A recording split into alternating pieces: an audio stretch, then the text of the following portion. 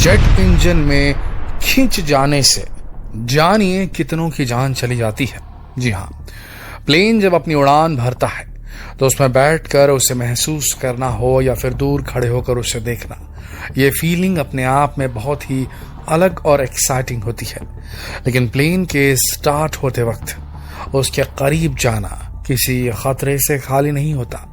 यहां हुई एक छोटी सी गलती आपको मौत के मुंह में धकेल सकती है।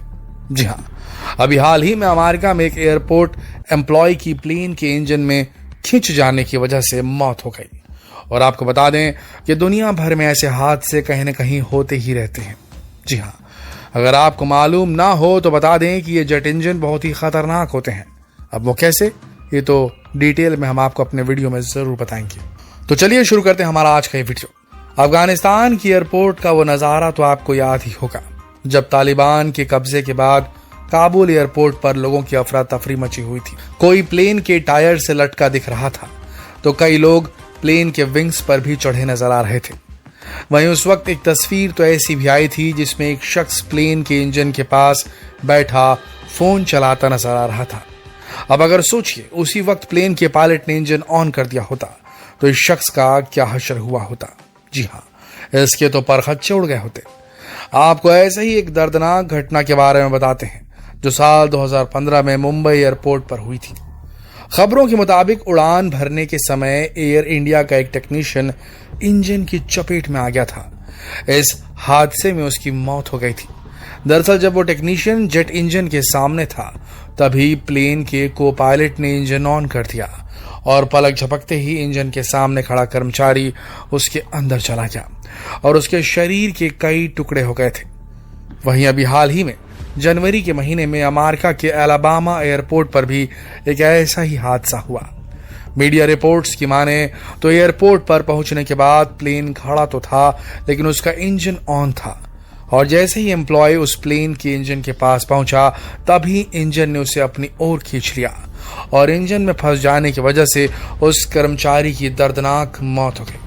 अब शायद आपके मन में ये सवाल जरूर आ रहे होंगे कि क्या सच में किसी प्लेन का इंजन इतना खतरनाक हो सकता है कि किसी इंसान तक को अपने अंदर खींच ले? तो जवाब है हाँ। बता दें कि अगर कोई जेट प्लेन के सामने खड़ा हो तो इंजन उसे सेकंड्स के भीतर खींच लेगा। वहीं अगर पीछे खड़ा हो तो बहुत ही दूर फेंक भी देगा और दोनों ही सिचुएशन में मौत पक्की है। इसे समझने और समझाने के लिए कुछ एक्सपेरिमेंट्स भी किए गए।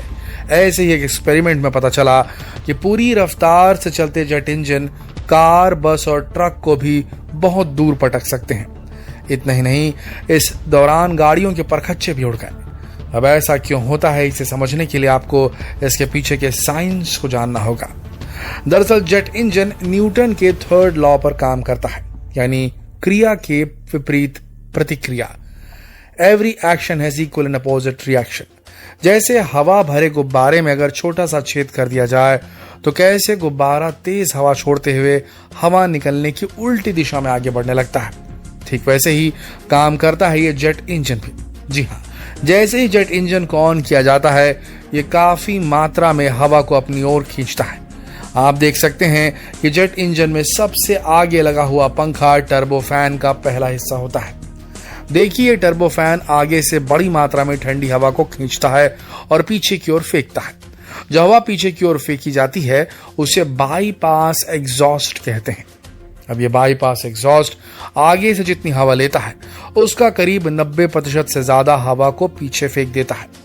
अब ये जो हवा पीछे की ओर गई उसकी वजह से प्लेन को आगे की ओर पुश, धक्का लगता है, यानी बाईपास एग्जॉस्ट की वजह से थ्रस्ट पैदा होती है जिससे प्लेन आगे की ओर बढ़ता है और प्लेन उड़ जाता है। बाकी की हवा जिसे बाईपास एग्जॉस्ट नहीं ले पाता वो बाकी हवा इंजन के सेंटर की तरफ चली जाती है। कोर में सबसे पहले एक एक्सियल फ्लो कंप्रेसर लगा होता है जो हवा को लगातार कम होते हुए एरिया में धकेल कर कंप्रेस कर देता है, जिसके कारण हवा का प्रेशर और टेम्परेचर बढ़ जाता है।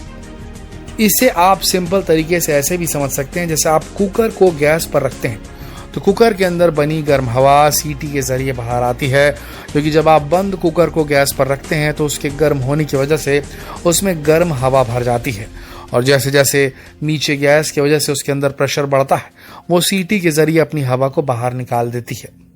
ये वही हवा है जिसे कंप्रेस या हाई प्रेशर वाली हवा कहा जाता है। ठीक वैसे ही प्लेन के पीछे से कंप्रेस्ड हवा निकलती है। अब आपको भी ये मालूम होगा कि कुकर की सीटी से निकलने वाली हवा में कितना प्रेशर होता है। भाई प्रेशर होता है तभी तो ये सीटी को ऊपर उठा देती है। तो ठीक ऐसे ही जेट इंजन के पीछे हिस्से में भी बड़ी ही प्रेशर में हवा रिलीज होती है और इसका प्रेशर इतना ज्यादा होता है कि पीछे खड़े ट्रक और बस तक को पीछे की ओर धकेल सकता है। वहीं जहां तक बात जेट इंजन के आगे हिस्से की करें तो जैसा कि हमने आपको पहले बताया था कि जेट इंजन को जब ऑन किया जाता है तो ये अपने आगे की ठंडी हवा को अपनी ओर खींचती है और फिर इसे गर्म और कंप्रेस करके थ्रस्ट पैदा करती है। बता दें कि जेट इंजन के आगे हिस्से में जो टरबाइन लगे होते हैं उनके प्लेट्स हवा को गर्म करने के लिए और भी ज्यादा गति देने का काम करते हैं। बता दें कि जेट इंजन के आगे का यह बड़ा सा हिस्सा 1 सेकंड से भी कम वक्त में 4 बड़े कमरों की हवा को खींचकर वैक्यूम पैदा कर सकता है। वैक्यूम यानी जहां हवा बिल्कुल भी ना हो, और फिर ये जेट इंजन इसी हवा से थ्रस्ट पैदा करती है।